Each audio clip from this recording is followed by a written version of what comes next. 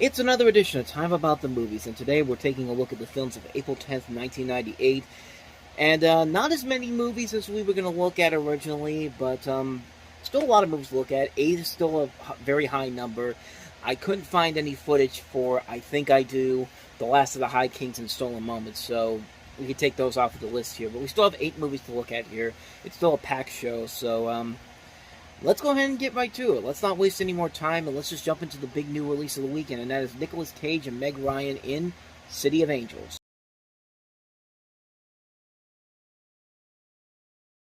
So this is actually a loose remake of Wim Wenders' Wings of Desire, which was set in Berlin, and this actually came out only 11 years after that movie did. And this one takes place in Los Angeles. You have a story about an angel played by Nicolas Cage who ends up falling in love with a mortal woman played by Meg Ryan and wishes to become human in order to be with her. And with the guidance of a man played by Dennis Franz, who's already made that transition from immortality, the angel falls and discovers the human experience. And it's got an interesting idea here. There are a lot of themes taken from Wings of Desire, but the ending was altered to have more of a tragic effect to it. The writer of this is Dana Stevens. We've already looked at one of the first movies she wrote, which was Blink, back in '94, and more recently she's been known for writing stuff like The Woman King, which came out recently. And as far as this one goes, it's kind of it's a decent film, but it's nothing really all that special to it. It's directed by Brad Soberling. It's his first film he did after Casper. I don't know, Casper kind of almost had sort of a similar storyline, similar elements to this film, in that film, with Amy Brenneman playing the dead wife of Bill Pullman's character. But yeah, as far as this one goes, it's fine for what it is. It's a film where you get to see a different Nicolas Cage than what you're used to seeing. Meg Ryan gives another really good performance in this film, but other than that, though, I mean, we've seen this done over and over again. It's nothing really anything too special or too unique, although I like that they changed the ending up from what the original Wim Wenders film did with Wings of Desire. But other than that, though, there's not really a whole lot there that makes it that unique or different to make it stand up on its own or even be considered as a truly great film. It's visually pleasing to look at. As far as everything else goes about it, it's perfectly fine for what it is. It's not one I'd watch over and over again, but it's at least tolerable. It's a good for one-time watch. Not much more after that. If you want to see Nicolas Cage in a role that's very different from what we used to see him in, I'd say definitely check it out, but don't go in there expecting a true classic film by any means. So that's City of Angels, and don't expect looking for a classic in our next film either, because it's Species 2.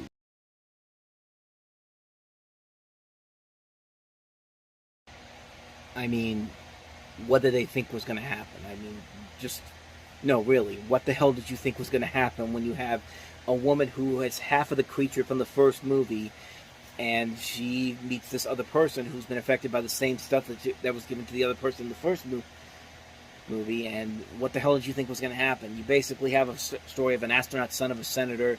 He's infected by an extraterrestrial organism during a mission to Mars, causing the death of many women upon his return. And to stop him, the scientist who created the human extraterrestrial hybrid, still from the original species, uses a more docile clone of hers. But as you can tell, it does not go well whatsoever. And yeah, the first Species was nothing too special whatsoever. It only got by because of the TNA, and in this, it's basically just more in that, except on a much more lower scale. And like the film has no real sense of enjoyment factor to it. Like, you can tell they're trying to do the same thing for Species, what Terminator 2 was supposed to be. But Terminator 2 was much better written. They had better people behind it. They had the same director from the first movie who was willing to upgrade everything with better special effects. The special effects in this movie look absolutely horrible, and the story, there's nothing creative about it whatsoever. It's a film that just really, it was clearly made because the first movie was a big success, so you got to cash in quickly, and this film barely made any of the money that the first movie made. It didn't even make $20 million here in America alone, and yeah, it was a big, big bomb. And despite this, they made sequels off of it because I guess Species is a name that you still use, even though nobody cared about this after the first movie, and this movie clearly tells you why. I got nothing else for you on that one. This is a film that it was dead on arrival. They didn't do anything special. They just stamped a franchise name on there and tried to sell it off as another movie that people wanted to see, and nobody went to go see it. So, not much more to say about that one. That's Species 2. So, let's go ahead and actually get into a good movie that came out this weekend, and that is the Ice Cube directed The Players Club.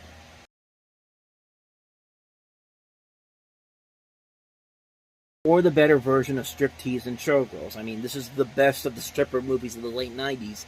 But then again, that's not really saying a whole lot. You have this woman played by Lisa Ray McCoy, Diana, who's a young mother working at a shoe store. She meets two strippers, and they tell her that she should work at the Players Club for big money. The woman accepts the offer, and as soon as introduced her cousin into the club, and then she finds out that her cousin is doing house calls with this other woman, bribed her to do. And one day, Diana returns to her house after almost being raped by an obsessed fan and finds her cousin sleeping with her ex-boyfriend. She kicks her cousin out, starts dating this DJ at the club played by Jamie Foxx. They go out one night, and Diane's cousin calls after her to pick her up for a bachelor party. Diane refuses, and soon after, her cousin is raped.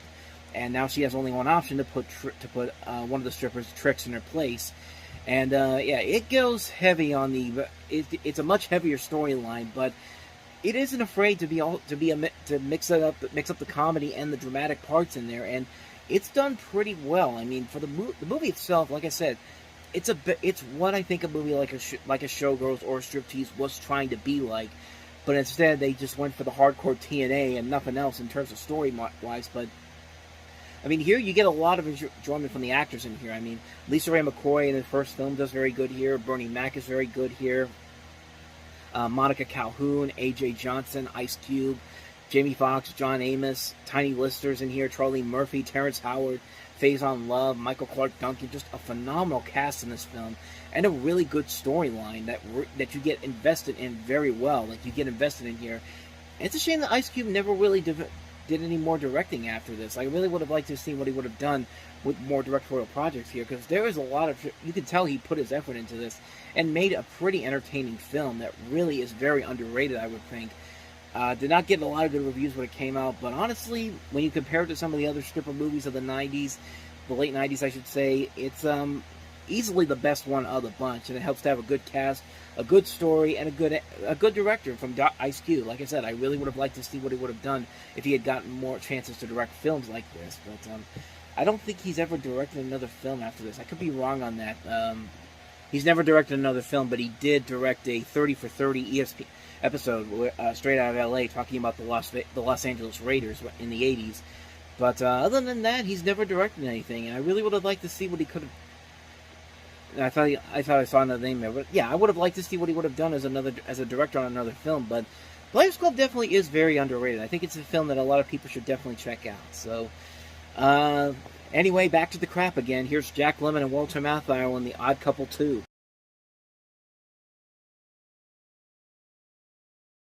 Yeah, this was sitting in a drawer at Paramount Pictures for 10 years. So, actually, not even at Paramount Pictures, in Neil Simon's offices. He literally said that he had 37 pages written for this movie, which he said was left sitting in the drawer for 10 years. And by that point, you might as well just not even make the movie, man, because, oh boy, this is bad. Like, this film it's one of the most unnecessary sequels you will ever see in your life. It's been 17 years since Oscar and Felix saw each other for the last time. And Oscar's living in Florida, Felix is living in New York, and one day Oscar's called by his son, Brucey, who invites him to his wedding to Felix's daughter, Hannah, next Sunday in California. Oscar and Felix meet again in Los Angeles International Airport and take a rental car in order to get to San Molino for the wedding. The trip develops into an odyssey, starting with Oscar forgetting Felix's suitcase at the budget station, going over the complete loss of directions, several difficulties with the police, a dead person, toupee, underwear, revenge-hungry cowboys, and ended up with Felix meeting the one and only woman, but the wedding has to be reached on time. Do you really care about this? Like, haven't we seen so many movies like this where the stories have been like this over and over and over again? Like, there's literally nothing about this movie that requires it to exist. Like, you know, this concept has been done so much better. When the Flintstones did this in the 90s much better, they did the same storyline with Pebbles and Bam Bam getting married as adults. And one of them was I Yabba Dabba Doo, and the other one was Holly Rockabye Baby, I think the other one was. But it's the same concept there, except in this case, it's not done as well. It's trying to mix in not only The Odd Couple, but grumpy old men, too. Because, like, it feels like there was no effort put into this film to make this sequel feel warranted. I think the studio just said, we want to see Jack Lemmon and Walter Matthau again one last time, so let's just take this garbage that that you've had sitting in your desk for literally a decade and just make that movie. When, like, you've got Jack Lemmon and Walter Matthau in their last film together. You could have given them something much better to do with this. Nobody cared about this movie. It was both a critical and financial failure, and it's one of the most pointless, worthless sequels ever made. And this is the same studio that put out the sequel to Terms of Endearment that nobody was asking for 13 years after the fact. The original film came out in 1968. This thing took 30 years to get made, and it wasn't worth it at all. You've never seen this movie you've never seen this movie is on DVDs or Blu-rays, and even if you see it on Blu-ray, you have to go to like the most boutique shops in the world online, or just anywhere that's not a big box retailer to find it. And nobody cares. Nobody cares about this movie whatsoever. And it's a shame that Jack Lemmon and Walter Matthau's last film was this garbage film. You want to see them in one last great movie, go back and look at Out to Sea. That's a far funnier movie, a much more clever movie that uses their talents, and it's much better than anything in this film. This film is a complete waste of time. It's one of the most pointless sequels you'll ever see. It's garbage. It's an absolute piece of garbage film. And not much more to say about that one. Let's add some more adjectives as we look at our next movie, which is almost as bad as The Odd Couple 2. It's Billy Crystal in My Giant.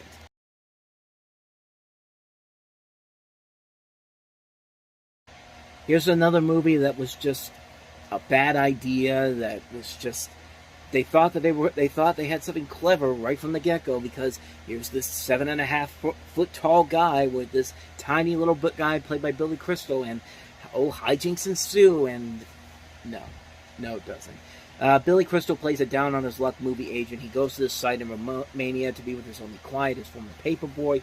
But once he gets there, the kid tells him he's getting a big-time agent and that he is fired. And the agent roams the countryside until he loses control of his car and overturns the pond, where he seemingly is going to drown until a gigantic pair of hands comes out to pull him from the car. And he finds out he's in a monastery, and this 7.5-foot man, played by NBA player George Murasan, rescues him. Money dances in front of the agent as he figures ways to get back to America and into the movies, and the giant is only interested in getting to Gallup to see his childhood girlfriend. And the agent gets him a small role in this Romanian thrill film movie, which is his plane fare. Then he takes him to Las Vegas, where he convinces Steven Seagal to include the giant in a new action film. And just the hijinks after that, if you want to call them hijinks, ensue from there. And the movie just feels like it's a film that is just... It only exists to just have this 7.5-foot guy with this tiny guy in Billy Crystal. And Billy Crystal's not a tiny guy, but... it's just a movie that exists only because of this tall guy that from the... I guess back then he was with the Washington Wizards. I saw the New Jersey Nets there, but... No, at the time he was with the Washington Wizards, but... It's one of those movies where it's just like... You don't even know if this guy can really act all that well. And... He's fine in here, I guess, but he's not really given all that much to do except just stand there and be tall. That's just your character right there. Oh, and Vern Troyer is in here too, so we can have a scene with him. So we can eventually have a scene with him and the guy that would eventually become Mini-Me. But you see the names in there. You see Kathleen Quinlan. You see Dan Castellaneta, Doris Roberts. Who else is in here? Estelle Harris. Just notable names that you've seen in many other films. But other than that, though, it's just a movie that just doesn't need to exist. It only exists because of one thing and one thing only. The tall guy and the little guy, and that's all. They wanted to make a poster. That's the movie itself. Like this feels like a movie that if you had one of those TV shows and they had one of those fake trailers that come on screen, this feels like it would have been one of those movies. Like it feels like it's something out of Funny People, like one of those movies that Adam Sandler's character would have made. But no, it's an actual movie, and let me just say that I didn't think anything could come close to the horrors of Father's Day the previous year, but this comes close. This comes really, really close. So, that's My Giant. And let's keep the shit train going, ladies and gentlemen, because we have our next movie here. Three Ninjas, High Noon at Mega Mountain.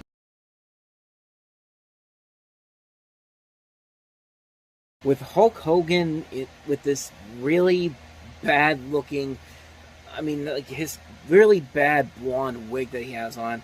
Lonnie Anderson looking like a dominatrix throughout the entire movie, and Jim Varney, who probably is the only one who's actually trying in this movie, but it's the Three Ninjas movies. I mean, come on. Who was really asking for a third installment in the Three Ninjas movies, where the first movie wasn't even all that great to begin with? And, like, what do I even need to say about it? It's Three Ninjas High Noon at Mega Mountain. Of course it's not going to be any good. It is directed by Sean McNamara, who gave us Casper, A Spirited Beginning, and then gave us the infamous Bratz movie that Avi Arad called X-Men for Teenage Girls. And I mean, shit, if that's all you need to know about what this director's talents are, that's probably all you need to know about if you're going to like this movie or not. And, yeah, I didn't like this movie. Thank God this series came to an end after this, because nobody was asking this to become a trilogy. Absolutely no one. So, I got nothing else for you. Three Ninjas High Noon at Mega Mountain. So, let's go ahead and move on to the next movie here, and that is Michael Moore's The Big One.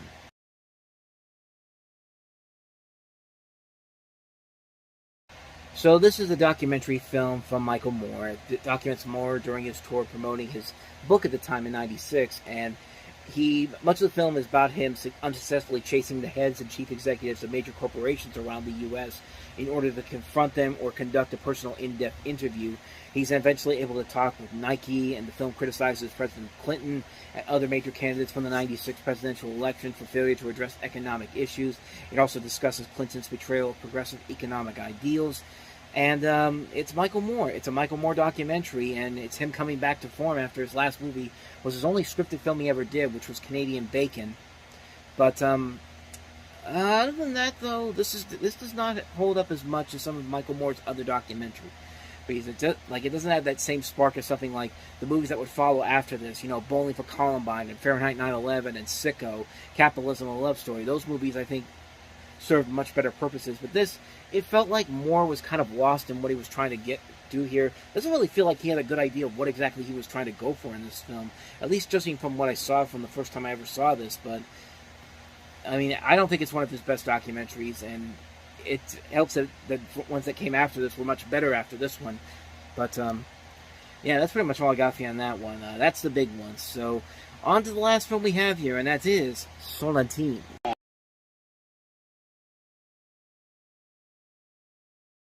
We actually just talked about this director's other movie that came out in '98, Hanabi, and this is another film he directed. But this one was actually originally released in Japan in 1993. This one, several yakuza from Tokyo are sent to Okinawa to help end a gang war. The war then escalates, and the Tokyo drifters decide to lay low at the beach. And again, kind of like with Hanabi, this is one of those movies that really looks pretty cool. It looks very interesting, visually stunning. I mean, it's got a scene where you have a is that a parrot or I think this is a parrot. Let me show you what I mean. That's a parrot, isn't it? Yeah, that's a parrot. I think that's a parrot. But yeah, I saw that in the trailer. I was just kind of like, no, that's a pretty striking image when you actually see it in the trailer. But the movie itself goes, I don't really know if it's any good or not because I haven't seen it.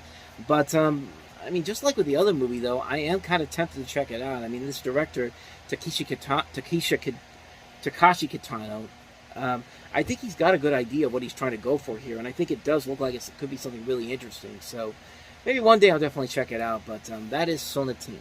And so with that said, we wrap up another edition of Time About the Movies. The next time we meet, another big week of movies, 10 movies I'm looking at here, including Jennifer Aniston and Paul Rudd in The Object of My Affection, Jay Moore as the voice of Polly, in the movie simply called Polly, I should say. I'm about to call Polly the parrot, but it's just called Polly.